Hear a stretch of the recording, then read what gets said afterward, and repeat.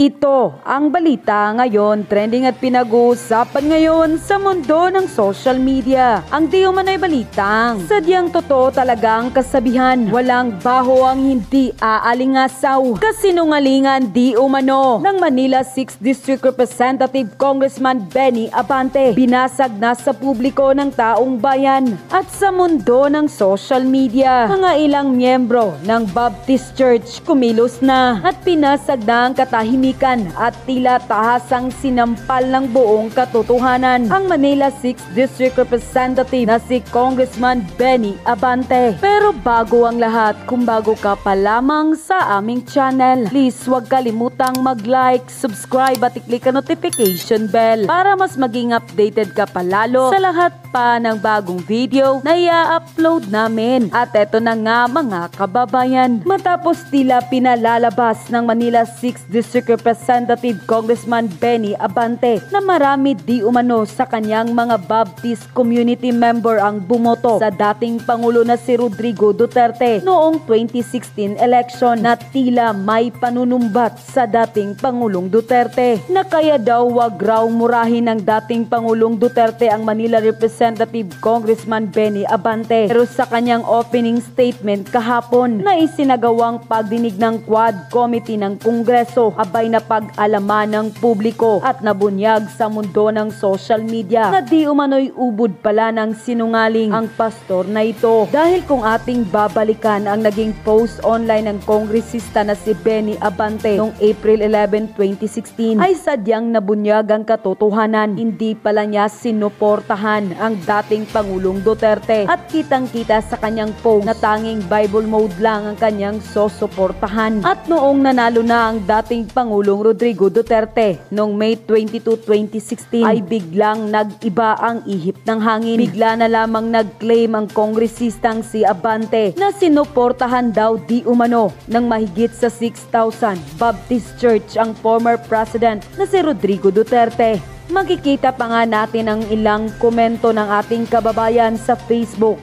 na tila sumampal ng katotohanan sa nasabing kongresista na si Benny Abante. At ang sabi niya, ngek akala ko Rojas. At ang reply naman ni Benny Abante, siya na kasi ang Pangulo. At yun daw ay walang iba kundi si dating Pangulong Duterte. Kaya't matapos lumabas ang balitang ito ay hindi naman mapigilan ang ilang miyembro ng Baptist Church na madismaya at magbigay ng kanilang hinaing at komento sa mundo ng social media. At ayon pa sa kanila, FYI po Pastor, Baptist din ako pero hindi dahil sa'yo, kaya ko siya binoto. Dahil mahal ko ang kapatid ko na user ng drug at alam ko sa puso ko si FPRRD lang makakatulong sa buong pamilya namin na may kapamilyang user. Hay nako, Baptist din ako. Di dahil kay Mr. Abante binoto ko si FPRRD. Binoto ko siya dahil siya ang gusto naming maging presidente at very proud ako kay FPRRD. I'm a Baptist, hindi po kami organization na ipano ang sinabi ng pastor sinong butuhin ay susundin. This is why di ko gustong sasali sa politika ang isang pastor. Nadadamay kami. We are not like that at all. We have our own opinion. But a lot of us support Tatay Diggs till now. Baptist ako. Shame on you, Mr. Dila. Binoto ko ng pamilya ko si President Duterte dahil gusto namin siyang maging Pangulo. Hindi dahil sa'yo. Maraming Baptist dito sa barangay namin. Ibinoto nila si PRRD dahil gusto nila ang pamamalakad ni PRRD. Kaya Abante, wag mong ipagyabang at wag mong gamitin ang Baptist community. As a Christian or alagad ng Diyos, hindi mo dapat ipangalandakan na tumulong ka and don't expect sa pagpasalamat ng kapwa. Ang Diyos ang nakakakita sa mga damong ginawa. Ang siyang magbigay sa'yo ng gantimpala. Baptist din po ako pero hindi ganyan ang konsepto ko. Hindi ka maliligtas because of your good work. By the grace of God and trust mo sa Panginoon ang makakaligtas at saka you are in peace of mind. Pastor, alam mo naman siguro yung fruit of the Holy Spirit. Gayahin mo si Haring Solomon, kaalaman ang pinili niya sa Panginoon, hindi kayamanan o karangyaan. Unquote. At bilang patunay pa ay nagbigay naman ng kanyang pahayag ang isang kilalang political commentator na si Mark Lopez online. At ayon pa sa kanya, Sinungaling si Abante. He did not vote for PRRD in 2016 and his church group did not endorse PRRD. They went for Mar Rojas or Grace Poe for president and Leni Robredo and Sosimo Paredes for VP. Sinoportahan lang ng church niya si Duterte nung nanalo na, unquote. At heto pa, bilang isang malakas na patunay, heto di umano ang listahan na sinoportahan ng kanilang simbahan. Kaya't papaano mangyayari ang lahat ng sinabi ng kongresista na si Benny Abante na siyang ginamit niya sa kanyang opening remarks. Natahasan pa niyang sinabi na sinoportahan daw nila mismo ang dating Pangulong si Rodrigo Duterte noong 2016 election. Kaya ito ang patunay mga kababayan na napakasinungaling di umano ng nasabing kongresista. Kaya't kayo na ang humusga mga kababayan. Ng mga bashers ng DDS troll, ng DDS vloggers. Minumura itong taong ito. Sinisira ang aking reputasyon. Minumura po ako ng katulad ng inyong pagmumura, Mr. President. Hindi ko akalain kung bakit gagawin nila yan. Ang tanong ko, ilang boto ba ang ibinigay ng mga DDS vloggers sa inyo? Gusto kong sabihin sa inyo, I can testify on this, na libu-libong boto ang nakuha nyo sa Baptist community at hindi ako humiling ng anumang pabor sa inyo. Wow! Ang yabang ni Abante! Excuse me, Abante! Hindi kami troll, mga totoong supporters kami ni Tatay Digong. Nasaktan ka? Masyakit? Public figure kang hinayupak ka Ha? Yan tayo. Pag kayo nang babalasubas kayo ng ibang tao, okay lang. Pag ikaw, Abante, hindi nyo lang magustuhan ang sagot ng pinagbibibit-bit nyo yan dyan sa hearing nyo. Grabe ka nga makapagsalita Tapos ngayon, iiyak ka? Namnamin mo! Iyak si Abante, iyak siya. Maraming nambabash sa'yo. Tapos ang yabang-yabang mo naman. Ilan ba ang Baptist? Sure ka ba na binoto ng mga kababayan nating Baptist si Tatay Digong dahil sa'yo? Sure ka? Ang yabang-yabang mo. Tumakbo ka kayang senador. Sige nga. Si Abante umiiyak. Pero kung ano-ano ang mga pinagsasabi nyo kay Tatay Digong, tapos kayo ngayon nag-iiyakan kayo kasi maraming nang babash sa inyo. Deserve.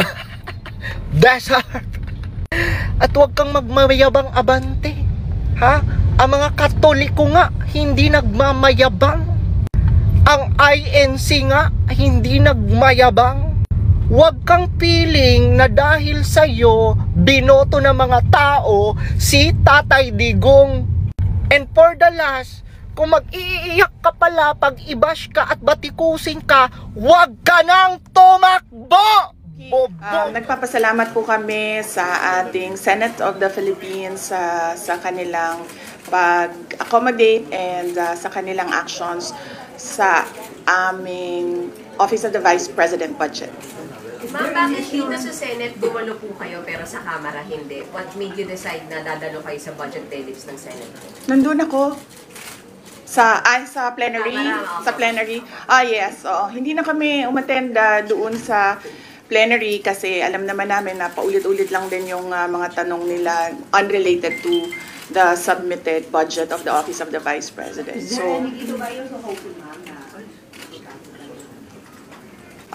of course, lahat ng personnel ng Office of the Vice President are hopeful na madagdagan yung budget dahil yun nga, na-explain naman kanina sa statement ni Senator Bongo na gusto naman din talaga magtrabaho ng lahat.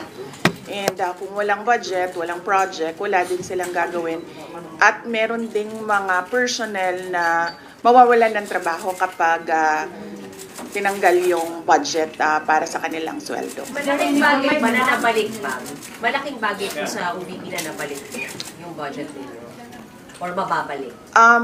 Of course, yes. Kung mababalik siya, malaking bagay siya. Dahil hindi namin hihindian yung mga lalapit sa opisina namin para humingi ng tulong, particularly yung medical and burial assistance dahil yun talaga yung marami na mga requests na lumalapit sa Office of the Vice President. May commitment po ba ang Senate leadership na ibabalik yung tinapos na pondo ng OVP?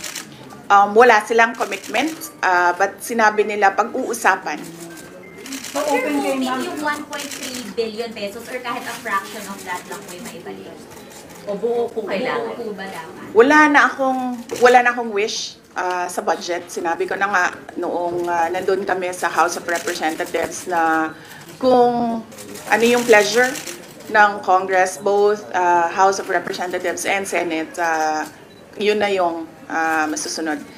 As I said, they have the power of the purse. So kami, susunod lang kami kung ano yung bibigyan na budget. Pero kung ano man yung maiwan, kung meron mang maiwan, tutuloy pa rin kami sa kung ano yung ipagkasya namin na mga pwedeng serbisyo doon sa ibibigay na budget. If hindi mabalik, may mawawalan po ba ng trabaho sa OVP, ma'am? Yes, oo. Meron kasi kaming mga OVP personnel na yung charges nila, nakita namin na natanggal.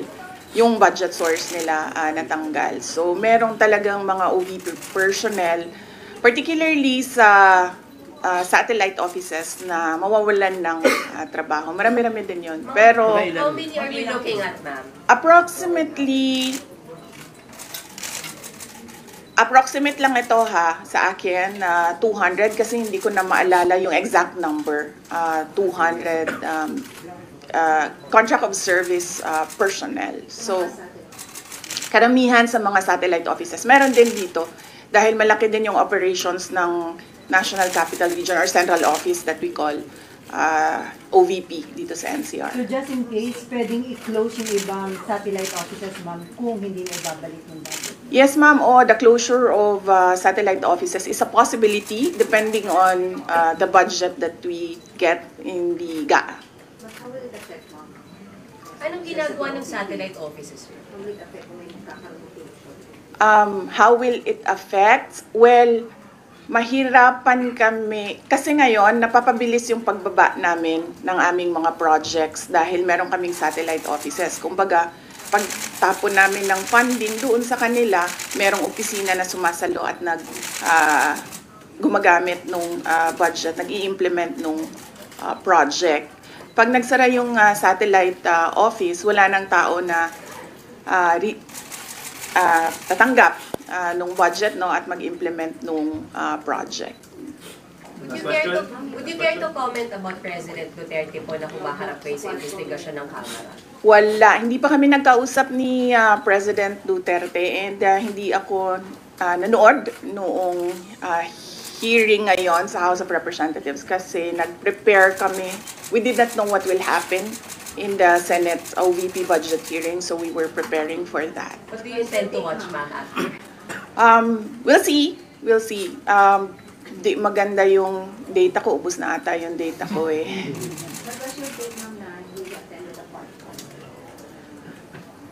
Well, ang pag-attend naman sa hearing tulad ng sa nangyayari sa amin sa Office of the Vice President, as a personal decision talaga ng tao na inimbita, no? Tulad sa amin, yung iba gusto pumunta, yung iba inuuna nila yung trabaho nila. So, pero sinasabi naman nila, ini-explain nila ng maayos kung bakit makakarating or hindi makakarating. And nagko-cooperate naman yung pumupunta. So, it's a personal decision kung mag-attend or hindi. Do you expect a fair hearing for your father sa Quadcom? Of course not. No, I do not expect fairness. Last question. Pero you Why, ma'am? Ma'am, why po? Because it's clearly a political persecution. Nakita ko na nga, ilang beses ko na inulit, no? Last year pa lang, even if approved naman sa NEP yung budget ng OVP, pagdating namin sa House of Representatives, binanatan kami ng binanatan, pinalabasan kami ng AOM, ng COA, sunod-sunod. And then, ngayon, nakita natin, yung budget hearing namin, yung mga tanong, hindi naman related sa mga proposals namin ng mga projects. related siya sa confidential funds. So nandun pa rin yung storyline nila na attack sa confidential funds. And so yun nga, nakita naman natin na pag slash ng budget ng Office of the Vice President. At hindi lang yan, madaming naaapektuhan at madami ang mga tao na nakapalibot sa amin na hinaharas, pinapahirapan, mga ganon. But then again, sa akin, I'm a politician. That is okay with me. Kasama yan sa trabaho ko. Ang hindi ko lang gusto dito is nadadama yung mga ordinary employees, particularly ng Office of the Vice President and yung mga kaibigan. Pagdating naman kay President Duterte, this is, yung sa kanya naman is yung paghahabol sa kanya ng ICC, paghahabol sa kanya sa alleged EJ case nung administration niya. Bakit? Well, one would think siguro kapag hinahabol ka, meron silang gusto na mawala sa iyo. Do you worry about considering this case? Do you worry about the former president? Do I worry about the former president? I don't think na pupunta siya dyan kung sa tingin niya hindi niya kaya or mahina siya health-wise. So, he'll be okay. Ma'am, sorry, bakit tingin nyo hindi magkakaroon ng fair hearing si Pangulo sa Quadcom? Why do you think it will not be fair? Tulad na lang din ng experience namin sa House of Representatives, no? They use the rules according to their pleasure. Yung rules ng House of Representatives, makikita natin na kahit unconstitutional na yung rules ay ginagamit pa rin. Kahit wala sa rules, ay gumagawa sila ng rules as they go along, as they do their hearings. In fact, the very reason kung bakit hindi ako nag-oath noong first time ako umattend ng kanilang hearing, because their rules do not require an oath for a resource person. Clear doon sa rules nila. Nakalagay doon, witnesses lang ang nag-o-oath. Pagkalagay naman nila sa akin doon, resource person. So, makikita mo, ako, kasi ako, wala namang mawawala sa akin. So, I can stand my ground and say na no, hindi ako mag-oath. Pero yung mga maliliit na tao, na ordinary employees na tinatakot, pinapahiya, syempre, they cannot say, oh, no, I will not take my oath because hindi naman required ng rules yan. Wala nang rules doon, kung makikita ninyo. Wala nang rules doon sa House of Representatives. In fact, last question, can you wrap up your question? Yes. Sabi po ni former President Duterte sa House, dapat nga daw po madaliin na or hurry up dun sa ICC. How should we interpret that? Exactly as it is. Gusto niya na siguro na ipagsabay na yung investigation ng Quadcom sa EJK and ng ICC sa EJK para siguro magawa na at matapos na. But does that mean kinikilala niya na yung jurisdiction ng ICC?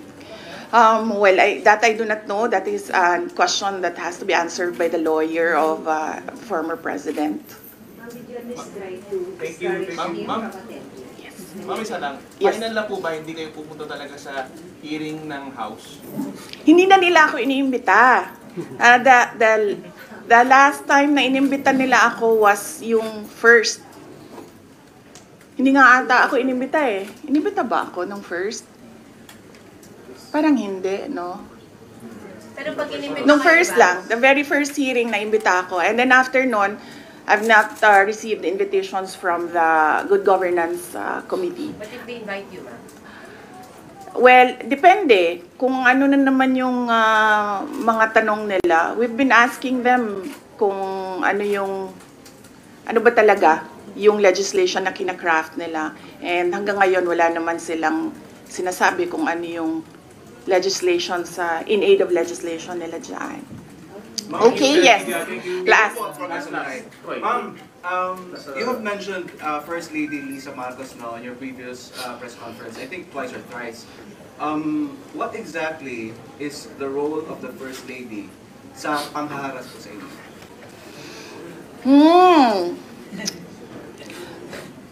Pwedeng, sabi ni JC, sit down daw. Thank you! Magandang hapon!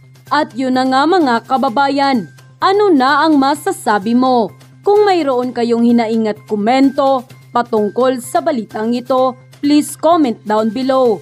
Pag-uusapan natin yan sa comment section. At kung nagustuhan nyo ang video, ay huwag kalimutang mag-like at i-share na din para mas marami pang makaalam at umabot ito sa marami sa ating mga kababayan. Maraming salamat po!